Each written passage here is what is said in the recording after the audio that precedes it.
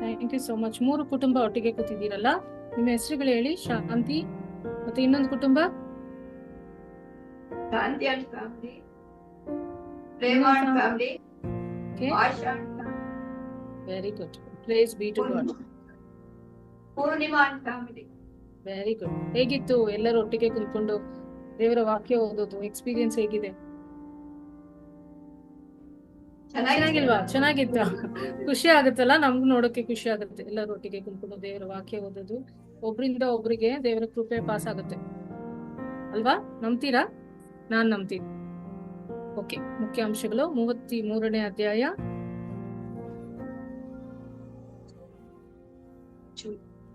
Questions ಕೂಡ ಕೇಳ್ತೀನಿ, so ready ಆಗಿರಿ. ಇವತ್ತು ಟೈಮ್ ಇದೆ. ಸೊ 3 ಕುಟುಂಬ ಇದ್ದೀರಲ್ಲ, ಸೊ ಜಾಸ್ತಿ ಕ್ವೆಶ್ಚನ್ಸ್ ಕೇಳ್ತೀನಿ.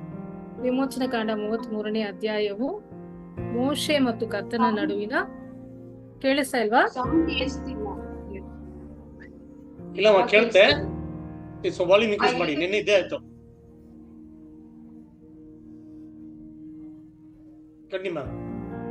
ಮೋಶೆ ಮತ್ತು ಕರ್ತನ ನಡುವಿನ ಗಾಢವಾದ ಸಂವಾದದ ಕುರಿತಾಗಿದೆ. ದೈವಿಕ ಸಹಾನುಭೂತಿ, ಮನುಷ್ಯನ ಸಂಘರ್ಷ ಮತ್ತು ಜೀವನದ ಪ್ರಯಾಣದಲ್ಲಿ ದೇವರ ಉಪಸ್ಥಿತಿಯು ಮಹತ್ವವನ್ನು ತಿಳಿಸುತ್ತದೆ ಈ ಅಧ್ಯಾಯ.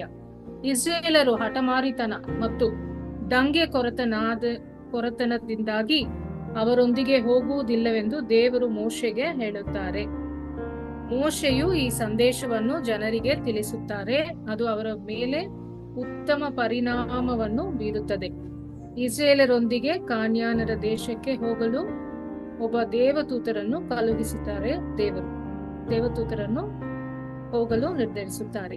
ದೇವರು ಹೋಗಲ್ಲ ಅಂತಾರೆ ಅವ್ರ ಜೊತೆ. ಯಾಕೆ? ಯಾಕಂದ್ರೆ ಅವರು ತಲೆ ಭಾಗದ ಹಠ ಜೋರ್ಗೆಳಪ್ಪ. Yes yes, very good. ಅದಕ್ಕೆ ದೇವ್ರಿಗೆ ಫೆಡಪ್ ಆಗಿದೆ. ನಾವು ಆತರ ಒಂದೊಂದು ಶ್ರಮದಲ್ಲಿ ಮಾಡ್ತೀವೇನೋ ಈ ಕಾಲದಲ್ಲೂ. ದೇವ್ರಿಗೆ ನಮ್ಮ ಮೇಲೆ ಫೆಡಪ್ ಆಗೋಗುತ್ತೆ. ನಾನು ಹೋಗಲ್ಲ ಅಂತ ಒಂದು ಏಂಜಲ್ ನ ಅಪಾಯಿಂಟ್ ಮಾಡ್ತಾರೆ. ಸೊ ನಮಗ್ ಸಿಗೋ ಸುತ್ತಿ ನಾವು ದೇವರಿಗೆ ಒಬಿಡಿಯನ್ಸ್ ಆಗಿರ್ಬೇಕು. ಇಲ್ಲಾಂದ್ರೂ ದೇವರು ಸಹ ನಾನು ನಿನ್ ಜೊತೆ ಬರಲ್ಲ ಅಂತ ಹೇಳ್ಬೋದೋ ಏನೋ.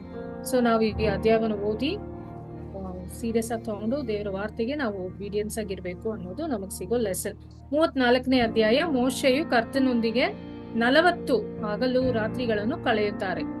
ಅವನು ಇಳಿದು ಬಂದಾಗ ಅವನ ದೈವಿಕ ಭೇಟಿಯಿಂದ ಅವನ ಮುಖವು ಹೊಳೆಯುತ್ತದೆ. ಇಸ್ರೇಲರಲ್ಲಿ ದೇವರು ಮತ್ತು ಆತನ ಆಯ್ಕೆ ಮಾಡಲ್ಪಟ್ಟ ಜನರಾದ ಇಸ್ರೇಲರ ನಡುವೆ ದೇವರು ಒಡன்பಡಿಕೆ ಸಂಬಂಧದ ಹೃದಯ ಭಾಗವನ್ನು ಪರಿಶೀಲಿಸುತ್ತಾರೆ. 35ನೇ ಅಧ್ಯಾಯ. ಈ ಅಧ್ಯಾಯದಲ್ಲಿ ಇಸ್ರೇಲರ ಮಹಾನಾಯಕನಾದ ಮೋಶೆ ಗುಡಾರವನ್ನು ಕಟ್ಟಲಿಕ್ಕಾಗಿ ದೇವರು ಆಜ್ಞೆಯನ್ನು ನೆರವೇರಿಸುತ್ತಾರೆ. ಇದು ಆರಾಧನಾ ಮತ್ತು ಯಾಜನದ ಸ್ಥಳವಾಗಿದೆ.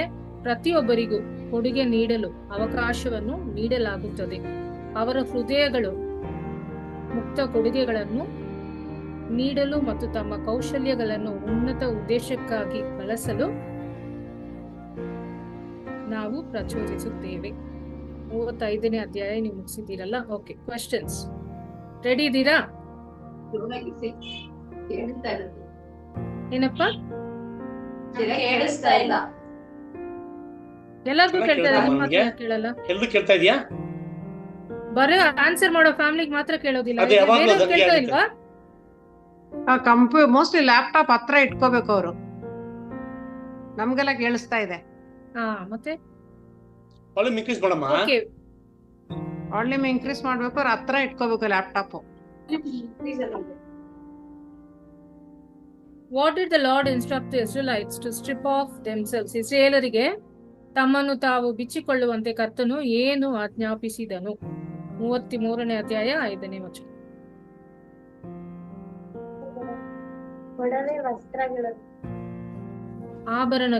ಅವರ ಆಭರಣಗಳನ್ನು ತೆಗೆಯಬೇಕಂತ ದೇವರು ಹೇಳ್ತಾರೆ. How did the Lord speak unto Moses? ಯೆಹೋವನು ಮೋಶೆಯೊಡನೆ ಹೇಗೆ ಮಾತನಾಡಿದನು? 33:11ನೇ ವಚನ. ನಾನು ವಚನ ಕೂಡ ಹೇಳ್ತಾ ಇದ್ದೀನಿ. ಏನಪ್ಪ? ಮತ್ತೆ ಹೇಳಿ ಜೋರಾಗಿ. ಫೇಸ್ ಟು ಫೇಸ್ ಈ speaks to just like a friend, how a friend could ಸ್ನೇಹಿತರ ಜೊತೆ ಮಾತಾಡೋಂಗೆ ಮಾತಾಡ್ತಾರೆ. Very good. What does Moses request to see God's glory reveal about his relationship with God? Exodus 33:18. ದೇವರ ಮಹಿಮೆಯನ್ನು ನೋಡುವಂತೆ ಮೋಶೆಯು ಮಾಡಿದ ವಿನಂತಿಯು ದೇವರೊಂದಿಗಿನ ತನ್ನ ಸಂಬಂಧದ ಕುರಿತು ಏನನ್ನು ಬಹಿರಂಗಪಡಿಸುತ್ತದೆ? ವಿಮೋಚನಕಾಂಡ 33:18-23 ಎಲ್ಲೋ ಇದೆ ಅದು.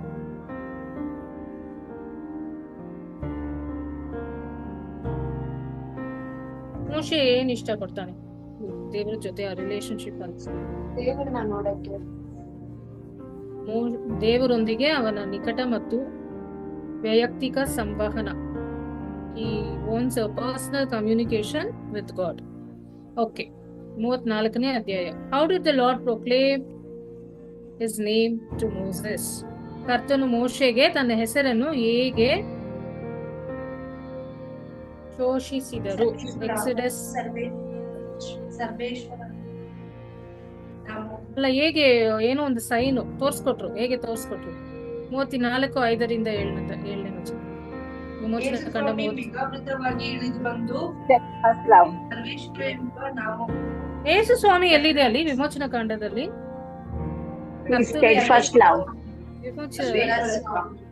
ಮೇಘಾವೃತರಾಗಿ. Yes, very good. ಎಸ್, ಮೋಡದಲ್ಲಿ, ಇನ್ ಅ ಕ್ಲೌಡ್. ದೇವ್ರು ಹೇಗೆ ತೋರಿಸ್ಕೊತಾರೆ? ಇನ್ ಅ ಕ್ಲೌಡ್, ಮೋಡದಲ್ಲಿ. ಎಸ್, ಸರ್ವೇಶ್ವರ ಸ್ವಾಮಿ ಇರ್ಬೋದು, ಕರ್ತನು ಇರ್ಬೋದು, ದೇವರು ಇರ್ಬೋದು. What did the children of Israel see on Moses face? ಇಸ್ರಾಯೇಲರು ಮೋಶೆ ಮುಖದಲ್ಲಿ ಏನನ್ನು ಕಂಡರು? 34-35. ನಾನು ಡೈಲಿ ಇದನ್ನ ಕೇಳ್ತೀನಿ, 2 ದಿವಸ ಅದನ್ನು ಕೇಳ್ತೇನೆ.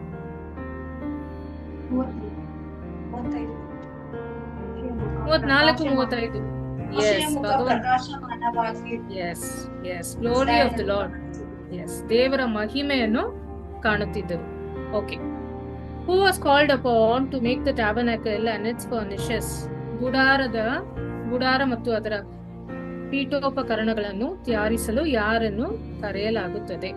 ಅದಿಬ್ರನ್ನ ನಾವು ನೋಡಿದ್ವಿ yesterday, that is okay. But ಈ ಅಧ್ಯಾಯದಲ್ಲಿ 35ನೇ ಅಧ್ಯಾಯದಲ್ಲಿ ಇನ್ನ ಜನರನ್ನ ದೇವರು ಕರೀತಾರೆ. ಹೆಲ್ಪ್ ಮಾಡೋದಕ್ಕೆ ಜನಗಳು ಬೇಕಲ್ಲ. ಸೊ ಎಂತ ಜನರನ್ನು ಕರೀತಾರೆ? ಡ್ಯಾಶ್ ಪುರುಷರನ್ನು ಕರೀತಾರೆ. 35ನೇ ಅಧ್ಯಾಯ 10-11 10-19 ಅದ್ರೊಳಗೆ ಬರುತ್ತೆ. ಒಂದು ಗ್ರೂಪ್ ಆಫ್ ಪೀಪಲ್ ನ ಕರೀತಾರೆ. ದೇವರ ಬಲಿಪೀಠ ಅಲ್ಲಿರೋ ಫರ್ನಿಚರ್ಸ್ ಎಲ್ಲ ಅರೇಂಜ್ ಮಾಡೋದಕ್ಕೆ, ಕಟ್ಟೋದಕ್ಕೆ, ನೋಡ್ಕೊಳ್ಳೋದಕ್ಕೆ. ವೈಸ್ ಹಾರ್ಟೆಡ್ ಮೆನ್, ಬುದ್ಧಿವಂತ ಹೃದಯದ ಪುರುಷರು. ಬುದ್ಧಿವಂತ ಹೃದಯದ ಪುರುಷರನ್ನು ದೇವರು ಕರೀತಾರೆ. What quality was essential for those who brought offering? ಅರ್ಪಣೆಗಳನ್ನು ತಂದವರಿಗೆ ಯಾವ ಗುಣವು ಇರಬೇಕು ಅಂತ ದೇವರು ಬಯಸ್ತಾರೆ? 35ನೇ ಅಧ್ಯಾಯ 5ನೇ ವಚನ.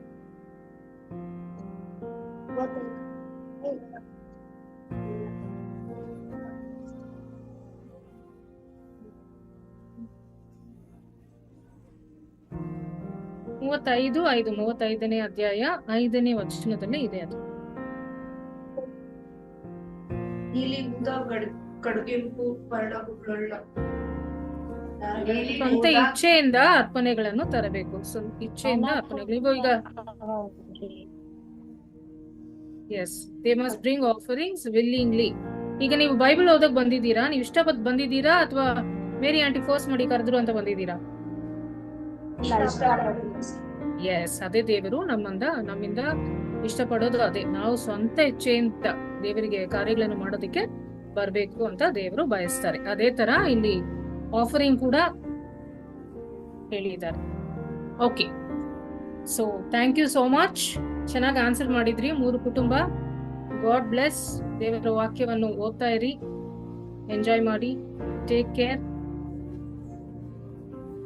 ನೀವ್ ಹೇಳಿದ್ದು ಅರ್ಧ ಸರಿ ಇರ್ಲಿಲ್ಲ, ಅದಕ್ಕೆ ನಾನೇ ಹೇಳಿದೆ ಆನ್ಸರು. ಅರ್ಥ ಆಯ್ತಲ್ಲ? ನಾನು ವಚನ ಕೂಡ ಹೇಳ್ತಾ ಇದ್ದೆ. ಇನ್ನೊಂದ್ಸತಿ ಹೇಳಲಾ? ಏನಾನ ಡೌಟ್ ಇದೆಯಾ? 35 ಲಾಸ್ಟ್ ಕ್ವೆಶ್ಚನ್. ಅದಕ್ಕಿಂತ ಮುಂಚೆ ಏನಾನ ಡೌಟ್ ಇದ್ರೆ ನೀವು ಮೆಸೇಜ್ ಮಾಡಿ, ಕ್ವೆಶ್ಚನ್ಸ್ ಹಾಕಿ. ನೀವ್ ಹೇಳೋದು ಸರಿ ಕ್ಲಿಯರ್ ಆಗಿರ್ಲಿಲ್ಲ, ಅದಕ್ಕೆ ನಾನು ಹೇಳಿದೆ. ಓಕೆನಾ? Any questions, any doubts? No. ಮಕ್ಕಳಿದ್ದೀರಾ ನೀವೆಲ್ಲ ಥರ್ಸ್ಡೇ ನಡೆಯೋ ಕ್ವಿಸ್ ಅಲ್ಲಿ ಜಾಯಿನ್ ಮಾಡ್ಬೇಕು. ನೀವೆಲ್ಲ ಯಾಕೆ ಜಾಯಿನ್ ಮಾಡ್ತಾ ಇಲ್ಲ? ಕನ್ನಡ ಕೂಡ ಇದೆ, ಓಕೆನಾ? ನೆಕ್ಸ್ಟ್ ಈ ವಾರ ಥರ್ಸ್ಡೇ ಇಲ್ಲ, ಬುಧವಾರ ಇದೆ. ಜಾಯಿನ್ ಮಾಡಿ. ಬುಧವಾರ 8 ಗಂಟೆಗೆ, ವಾರ ಗುರುವಾರ ಥರ್ಸ್ಡೇ 8 ಗಂಟೆಗೆ ಆರ್ಚ್ ಡಯಾಸಿಸ್ ಕ್ವಿಸ್ ನಡೆಸ್ತಾರೆ. Google I have sent them link. I have sent them link. ಬೇರೆ ಮ್ಯಾಮ್ ಆಗ್ತಾ ಇರ್ತಾರೆ. ಇಷ್ಟು ಮಕ್ಕಳಿದ್ದೀರಾ, ಜಾಯಿನ್ ಮಾಡಿ ಆಯ್ತಾ? ಇಂಟ್ರೆಸ್ಟಿಂಗ್ ಆಗಿರುತ್ತೆ. ನೋಡು, ದೇವರ ವಾಕ್ಯ ನಾವು ಓದ್ಲಿಕ್ಕೆ ಬರುವಾಗ ಎಲ್ಲಿಂದನೋ ಒಂದು ಸಂತೋಷ ಬರುತ್ತೆ ಮನದಲ್ಲಿ, ಓಕೆನಾ? ಸೊ ಹತ್ರ ನೀವು ಹತ್ರ ಬರುವಾಗ ಮೋಶೆ ತರ ಹಾಕ್ತೀರಾ, ಎಸ್ಪೆಷಲಿ ಮಕ್ಕಳು. ಮೋಶೆ ಮುಖ ಮಹಿಮೆ, ದೇವರ ಮಹಿಮೆಯಿಂದ ತುಂಬಿತು ಅಂತ ಇವತ್ತು ನೀವೇ ಓದಿದ್ರಲ್ಲ. ಒಂಥರ ಎಂಜಾಯ್ಮೆಂಟ್ ಸಿಗುತ್ತೆ, ಒಂಥರ ಸಂತೋಷ ಸಿಗುತ್ತೆ. ಅದು ಲೋಕ ಕೊಡೋ ಸಂತೋಷಕ್ಕಿಂತ ಅತಿ ಜಾಸ್ತಿ ಸಿಗುತ್ತೆ. ನೀವು ಐಸ್ ಕ್ರೀಮ್ ಚಾಕ್ಲೇಟ್ ತಿನ್ನೋದಕ್ಕಿಂತ ದೊಡ್ಡ ಸಂತೋಷ ಕೊಡುತ್ತೆ. ಸೊ ಟೈಮ್ ಮಾಡಿ ಜಾಯಿನ್ ಮಾಡಿ ಆಯ್ತಾ? Thank you so much. God bless. Take care. Good night. Bye. Night, Good bye. night. Bye.